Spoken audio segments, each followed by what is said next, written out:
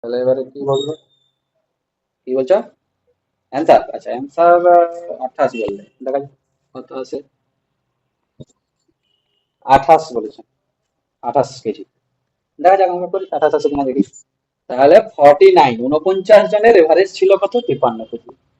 একজন জয়েন্ট হয়েছে, তার জন্য এভারেজ কমে গেছে কত, 0.5 কেজি করে। তাহলে ওই যে যে জয়েন্ট হয়েছে তার ওয়েট কত? প্রথম কথা, যদি সে 53 কেজি তার ওয়েট হতো, তাহলে আমাদের কোনো পরিবর্তন হতো না, আমাদের এভারেজে 53 আসতো। কিন্তু সে 53 নিশ্চয়ই আনেনি, সেই জন্য 0.5 কেজি কমে গেছে এভারেজ। তাহলে কত কমেছে? এভারেজ কমেছে 0.5। কত জনের এভারেজ কমে গেছে? আগে ছিল 49 জন, এখন সে নিজে আছে। টোটাল কত, 50 জন। টোটাল কতজন হয়ে গেছে? টোটাল 50 জনের এভারেজ 0.5 করে কমে গেছে।